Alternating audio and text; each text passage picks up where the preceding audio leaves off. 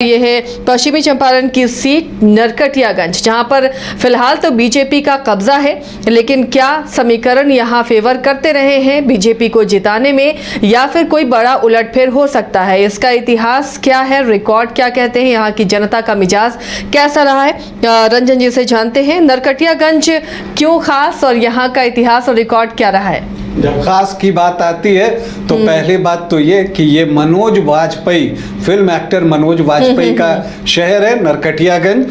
वैसे नरकटियागंज पश्चिमी चंपारण जिला में है और जो जिस लोकसभा के अंतर्गत नरकटियागंज की सीट आती है वो वाल्मीकि नगर की सीट है। फिलहाल वाल्मीकि नगर लोकसभा सीट पर जेडीयू का कब्जा है। सुनील कुमार कुशवाहा जो है वो यहाँ से चुनाव जीतने में सफल रहे हैं। देखिए, नरकटियागंज विधानसभा का अस्तित्व जो है वो 2010 के चुनाव से आया। उससे पहले नरकटियागंज जो क्षेत्र था वो शिकारपुर विधानसभा क्षेत्र के अंतर्गत आता था। और जब आप शिकारपुर में एक वर्मा घराना है उसका एक अपना यहाँ पर प्रभाव दिखा है, और जब आप नरकटियागंज विधानसभा के परिणामों को देखेंगे तो आपको दिखेगा कि इस परिवार का यहाँ पर दबदबा दिखा है। पिछले चुनाव में अगर आप कहें तो जेठ चुनाव लड़ रहे थे और जो है उन छोटे भाई की पत्नी अगर कह लीजिए तो वो चुनाव लड़ी थी। तो एक ही परिवार के दो आमने सामने थे यहाँ पर। और उससे पहले भी यहाँ लगभग हर चुनाव में जो है वर्मा परिवार का जो है वो दबदबा यहाँ पर दिखा है। जो यहाँ पर जितने भी चुनाव हुए हैं हम पहले उसे देख लेते हैं। ज़्यादातर अवसरों पर यहाँ मुकाबला जो है वो त्रिकोणीय दिखता है, तीसरा एंगल खुल जाता है। और इसको हम देखते हैं कि 2010 में अगर हम बात करें तब जिस वर्मा परिवार की हम बात कर रहे हैं, शिकारपुर स्टेट की, आलोक प्रसाद वर्मा ओम बाबू, ये जो हैं कांग्रेस के टिकट पर चुनाव लड़ रहे थे। ये इस विधानसभा का पहला चुनाव था और यहाँ पर सतीश चंद्र दुबे को बीजेपी ने चुनावी मैदान में उतारा था। अब यहाँ पर आप ये देखिए कि सतीश चंद्र दुबे को 45,022 वोट आए, 38% वोट, और आलोक प्रसाद वर्मा को 24,794 वोट आए, मतलब कि 21% वोट। और जो जीत हुई सतीश चंद्र दुबे की हुई 20,228 वोटों से।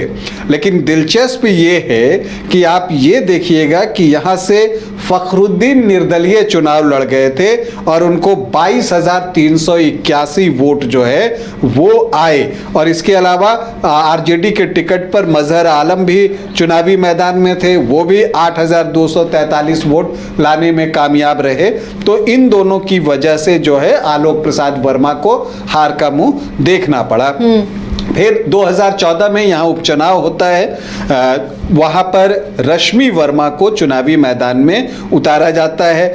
रश्मि वर्मा आलोक प्रसाद वर्मा की पत्नी हुई, तो उनको यहाँ पर चुनावी मैदान में उतारा जाता है और वो यहाँ से जीत जो है वो हासिल करती हैं। वो 64,602 वोट लाती हैं और उनके सामने जो है फखरुद्दीन को कांग्रेस ने चुनावी मैदान में उतारा था, फखरुद्दीन खान को, उनको 48,860 वोट आता है। और यहाँ पर 15,742 वोटों से रश्मि वर्मा चुनाव जीत जाती हैं। 2015 में रश्मि वर्मा का टिकट बीजेपी काट देती है। जैसे ही टिकट कटता है वो निर्दलीय चुनावी मैदान में उतर जाती हैं। तो वो खुद तो नहीं जीत पाई लेकिन वो बीजेपी को हरा देती, खेल खराब कर दी। जी हाँ, उन्होंने रेणु देवी को बीजेपी ने टिकट दिया था, उनको 41,151 वोट आए, 26.80%। और जो यहाँ पर कांग्रेस ने उम्मीदवार उतारा था, विनय वर्मा को उतारा था, जो कि रश्मि वर्मा के रिश्ते में जेठ लगते हैं, वो चुनावी मैदान में थे। वो वो जीतने में सफल रहे 16,061 वोटों से, 37.25% वोट उनको आया। और रश्मि वर्मा निर्दलीय चुनाव लड़कर 29,200 वोट लाने में कामयाब हो गई, मतलब 25.5% वोट उनके पास है। इस वजह से रेणु देवी चुनाव हार गई। उसके बाद 2020 का चुनाव आता है। 2020 इसमें जो है रश्मि वर्मा को फिर से बीजेपी टिकट देती है, दोबारा टिकट देती है। तो जब रश्मि वर्मा को टिकट मिलता है तो इस बार रेणु देवी निर्दलीय खड़ा हो जाती हैं, क्योंकि पिछली बार उनका खेल जो है रश्मि वर्मा ने ही खराब किया था। तो अब रेणु देवी जो है वो निर्दलीय खड़ा होती हैं, लेकिन रश्मि वर्मा जीत हासिल करने में सफल होती हैं। वो अपने जेठ विनय वर्मा को जो है 21,134 वोटों से पराजित करती हैं। उनको 75,484 वोट आता है और विनय वर्मा को 54,350 वोट आता है। लेकिन जो रेणु देवी निर्दलीय लड़ रही थी उनको सिर्फ 7,674 वोट आता है, तो वो बहुत इम्पैक्ट नहीं डाल पाती। 4.5-5% के पास उनका वोट था। और नौशाद आलम जो है वो एलजेपी के टिकट पर चुनाव लड़ते हैं, वो भी 3.29% वोट लाने में कामयाब होते हैं। लगभग 5,500 के आसपास जो है उनको वोट आया था। तो इससे देखकर लगता है कि चीजें जो है वो बीजेपी के अनुकूल जा रही हैं। लेकिन यहाँ पर जो सबसे बड़ी बात है और जो चर्चा है और जबरदस्त चर्चा है कि यहाँ रश्मि वर्मा का टिकट इस बार बीजेपी काट सकती है। विवादों में रही हैं रश्मि वर्मा अलग अलग कारणों से, और खास करके विश्वास मत के दौरान जो है उस वक्त जो इनका व्यवहार रहा, उन सारी चीजों को लेकर ऐसा दिखता है कि रश्मि वर्मा का टिकट कट सकता है। तो कटता है या नहीं ये तो खैर वक्त बताएगा, लेकिन बहुत सारे उम्मीदवार जो हैं वो बीजेपी से चुनाव लड़ने के लिए तैयार हो गए हैं। बाहुबली नेता जो कि पूर्व विधायक रहे हैं राजन तिवारी, उन्होंने दावा ठोक दिया है कि वो बीजेपी से लड़ेंगे।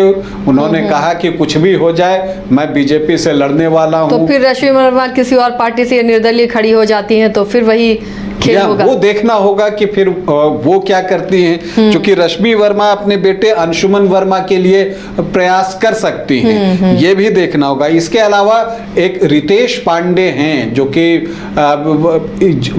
जो रिकॉर्ड्स रखे जाते हैं और चुनाव का एनालिसिस होता है उस कंपनी में काम करते रहे हैं और वो भी काफी सक्रिय हैं। और रितेश पांडे ने भी जो है वो सोशल मीडिया पर आकर कहा कि वो नरकटियागंज से चुनाव लड़ेंगे। तो राजन तिवारी ने भी कह दिया, रितेश पांडे ने भी जो है वो ये बातें कह दी हैं। इसके अलावा जो दिलीप वर्मा हैं उनके बेटे समृद्ध वर्मा हैं, दिलीप वर्मा चाहते हैं कि उनके बेटे समृद्ध वर्मा बीजेपी से चुनाव लड़े। इसके अलावा आप शीला वर्मा हैं जो कि रश्मि वर्मा की जेठानी लगती हैं, वो भी यहाँ से चुनाव लड़ना चाहती हैं। इसके अलावा टीपी वर्मा हैं जो कि पूर्व प्राचार्य हैं टीपी कॉलेज नरकटियागंज के, वो समाज सेवा वगैरह में लगे रहते हैं, तो उनकी भी इच्छा है कि वो भी चुनाव लड़ें। तो यहाँ पर बहुत सारे दावे हैं। रेणु देवी भी हैं जो पिछली बार निर्दलीय चुनाव लड़ी, इस बार जो है वो चाहती हैं कि उनको जो है यहाँ से चुनाव लड़ने का अवसर मिले, तो वो भी लगातार प्रयास कर रही हैं, सोशल मीडिया पर बहुत एक्टिव भी हैं। तो बीजेपी से टिकट के कई दावेदार हैं।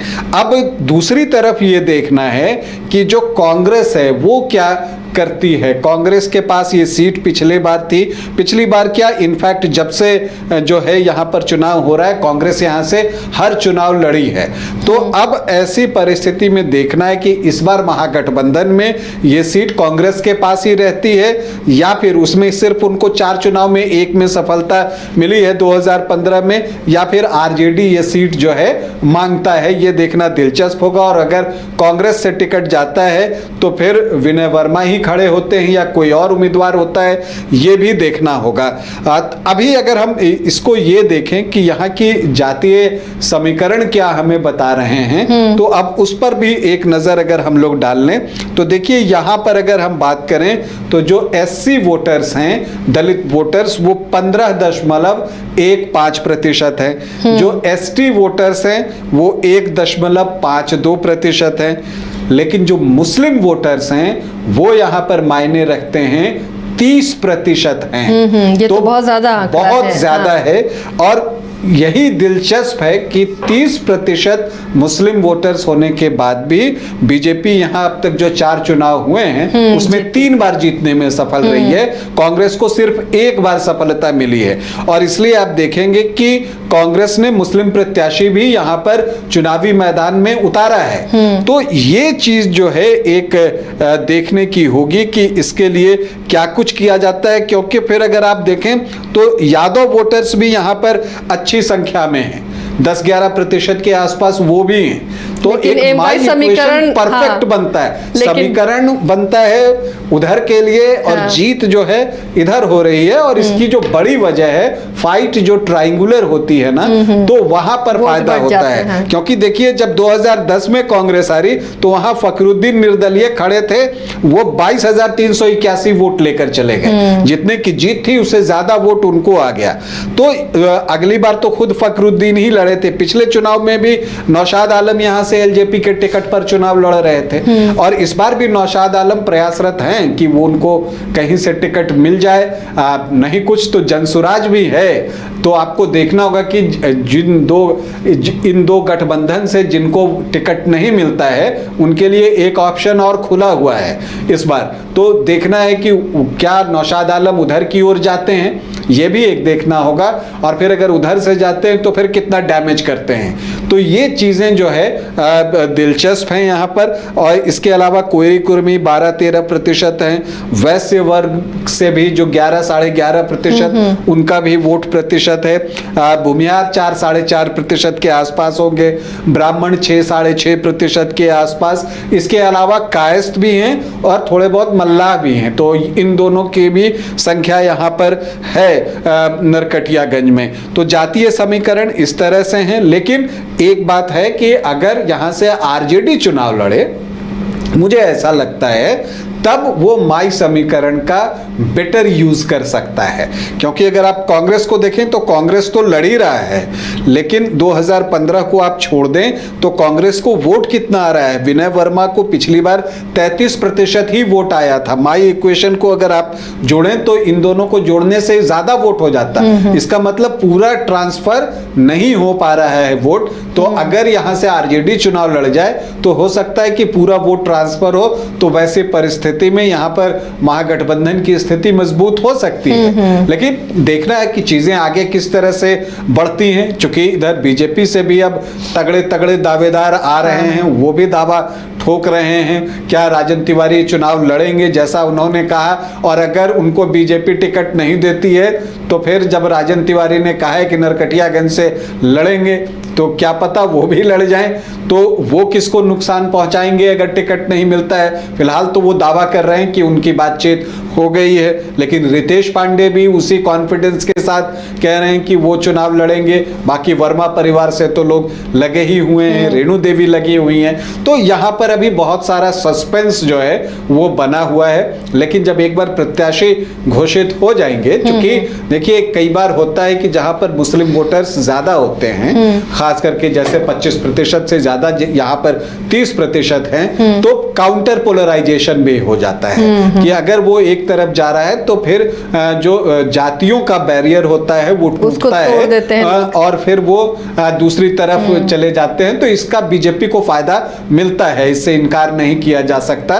तो ये भी एक वजह हो सकती है बीजेपी के इतनी सफलताओं के पीछे, जो कि उसे नरकटियागंज विधानसभा में मिली है। तो खैर हमें इंतजार करना होगा, कैंडिडेट जब सामने आ जाएंगे तब इसकी समीक्षा और बेहतर तरीके से की जा सकेगी। चलिए शुक्रिया रंजन जी। तो ये नरकटियागंज का रिकॉर्ड है जहां पर समीकरण कुछ और हैं, जीत किसी और की होती है। और बहुत दिलचस्प, जिस तरह हमने स्कैन किया है, पार्टियां भी स्कैन कर रही होंगी कि अब कौन से समीकरण को देखते हुए क्या यहाँ पर एक्ट करना चाहिए, किसे कैंडिडेट बनाना चाहिए और किस पार्टी को ये सीट मिलनी चाहिए। इस पर पार्टियां भी या जो दो अलग अलग खेमे हैं वो भी मंथन कर रहे होंगे।